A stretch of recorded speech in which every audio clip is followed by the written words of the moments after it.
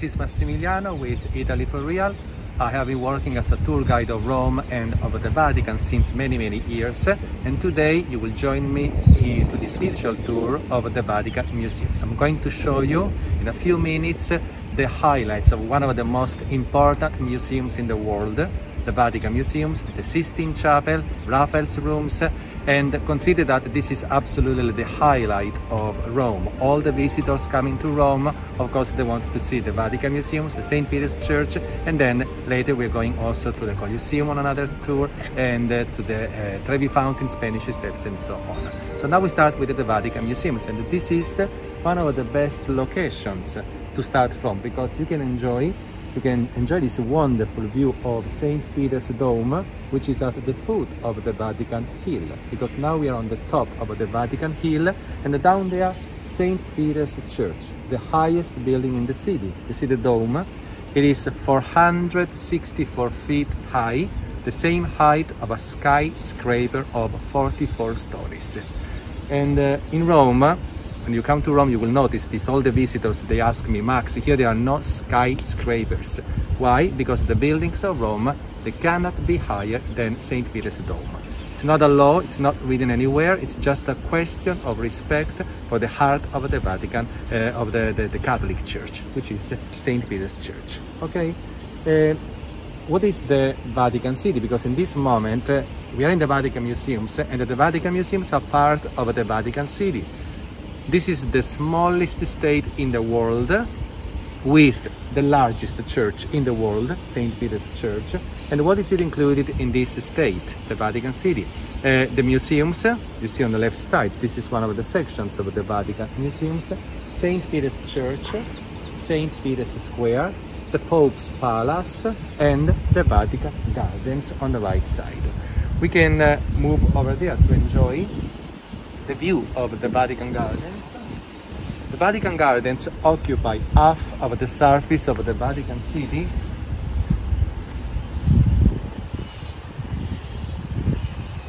You see, this is one of the sections. This is called the Secret Garden or the Squared Garden, created in the 16th century. But up there you see the English style garden up there with Vatican Radio. You see, it was built in 1931. Okay? And the Vatican Gardens, they occupy, I mentioned, half of the surface. Consider that, just out of curiosity, the Vatican City is the only state in the world where 80% of the surface is occupied by gardens and museums. Many visitors ask me, Max, how many people live in the Vatican City? 500 people. Most of them are clergymen, cardinals, of course, priests, nuns, the Swiss guards. They also live in the Vatican City. The king is the Pope, Pope Francis in this moment, or rather, we have two popes at the moment, Pope Francis and the emeritus Pope, the retired Pope, Benedict XVI, okay, living in the Vatican Gardens. So this is an absolute monarchy, and the Pope here is ruling from the Vatican City around 300,000 Catholic churches in the world. So these are the gardens. Back there, the Vatican City. If you come with me, I want to show you the highlight of the Vatican Museums is, of course, the Sistine Chapel. In the Sistine Chapel, nobody is allowed to say anything because it is a holy place for the Vatican City, for the Catholic Church. And so we are not allowed to explain, but from outside I will show you. That's the Sistine Chapel. Can you see that building in the corner with a lightning rod? You see at the very far end, in the corner, that's the Sistine Chapel. From outside, it's very plain, very simple. I would say disappointing a little bit, okay? Inside, it's one of the masterpieces of the Western civilization with the wonderful paintings by Michelangelo. I will show you some pictures of the Sistine Chapel in a few minutes, okay? Now, from here we are moving to another section. And so we are continuing with our virtual tour of the Vatican Museums. In this moment we're in a beautiful Renaissance courtyard called the Pinecone Courtyard. This was built in 1508 by an architect called Donato Bramante. The pine cone is not visible, it is under restoration. You see the scaffolding over there. In any case, this is such a beautiful courtyard. Look at that huge niche That is part of the Belvedere Palazzetto. Palazzetto means palace. It's a small palace built in 1492. You can imagine, the New World, America, was just discovered by Christopher Columbus. In the meanwhile, a pope called Innocent VIII, he made build a summer residence on top of the Vatican Museums. That palace will be the beginning of the Vatican Museums, because the first ancient Roman artifacts, statues, sarcophagi, excavated in the city, they were displayed for the first time in that palace. We're going to see that in a few minutes. It is under restoration now. This was recently restored. You see this total white, so beautiful. Also on the left side, you see they are just finishing the restoration. This was restored by using milk and limestone. I'm not joking, just skimmed milk. This is something that I read recently. And on the right side, you can see on the other side, it is still to be restored. So this was the mistake made 2 centuries ago. Terracotta color, this kind of ochre color. This is the color of Rome. The city center of Rome is always like this. So this is a Renaissance. But many visitors ask me about this piece of art behind you called the Sphere. Within the Sphere, by a living artist called Arnaldo Pomodoro. You can read the name here. Now, for the people knowing a little bit of Italian, Pomodoro means tomato. Tomato, if you want to use British. So Mr. Tomato, he designed this contemporary piece of art in 1990 as a gift to Pope John Paul II. Okay, they needed a helicopter to move this here. And what's the meaning? First of all, there is a kind of counterbalance between this sphere and the big bronze sphere on top of the Vatican dome. Can you see up there? The Vatican dome with the cross on top. Okay, then one of the meanings, this is contemporary art. A lot of people like it, some people don't like it so much, because again, this is Renaissance, this is contemporary. In any case, one of the meanings, it has many meanings, but one of my favorite ones is this is our world, damaged by hatred and wars. And a new world, the small sphere that you can see on the left side, is born with Christian faith. Consider that here there is no electricity, but this sphere can turn around. So we allowed only the tour guides to give energy to the wall. So as a tour guide, I'm going to give energy to the wall. I'm going to push it, so it's going to rotate because of my faith. Okay, you will see. I'll try to do this. It's quite hard. Oh my God. You need muscles. Oops. And there it is. Okay. And so you see, the world now is moving because of my energy. Again, this is contemporary art. Many people like it, some people don't like it so much. I like it a lot. And now you can see the sphere that is coming. That's the new world. And from here, we are moving now to the left. You can follow me, please. I'm going to show you those panels with the pictures of the Sistine Chapel. This is a place on the left side, a coffee shop to take a coffee or a cappuccino. If you come to Italy, of course, cappuccino is mandatory. And espresso coffee, of course. The big head in front of us, it's Emperor Augustus, the first emperor of ancient Rome. He ruled the Roman Empire for 42 years. You can imagine, 42 years. And this is only the head remaining, surviving.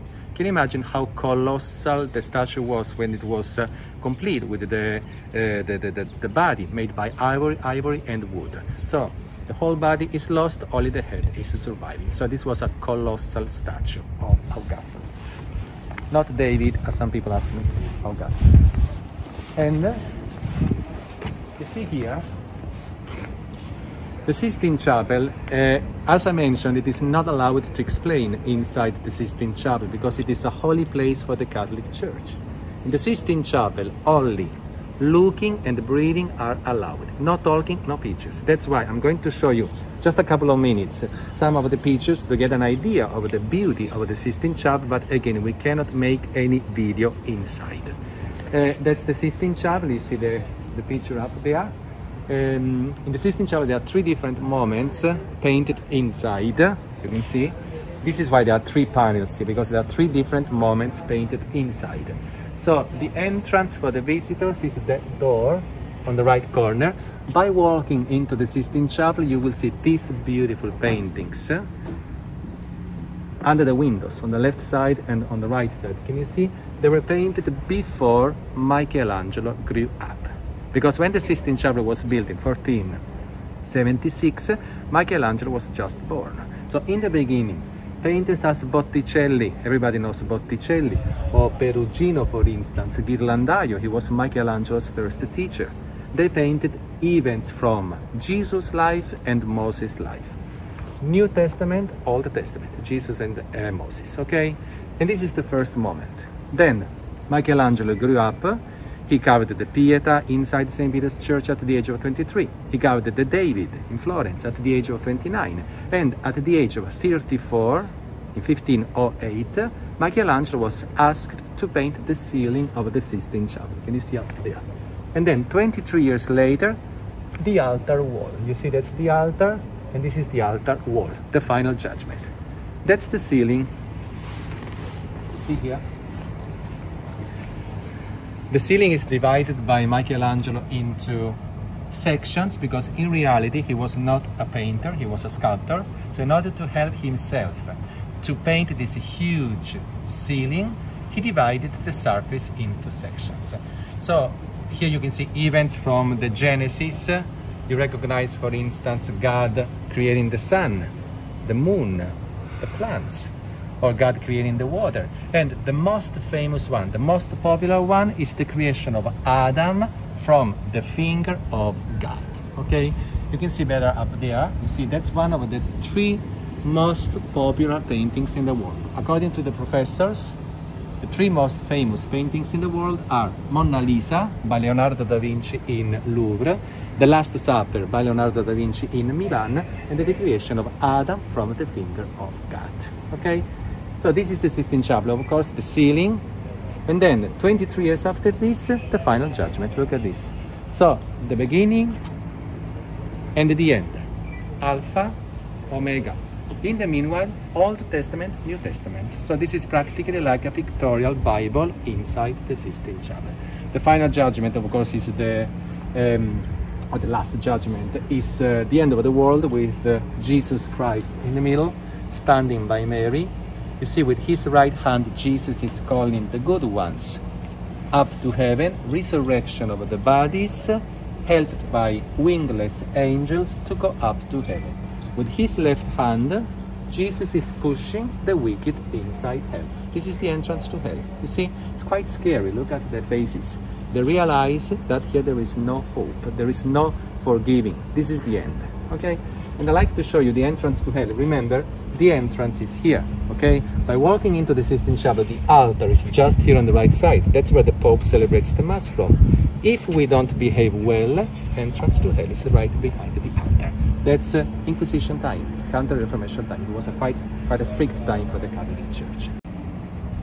And so this was just an introduction to the Sistine Chapel. Here we could talk about the paintings for days and days and days, but the tour must go on and we have so much to show you. So from here we are moving into the Belvedere Palace, which is up there, and I'm going to show you one of the most beautiful statues of the Vatican Museums.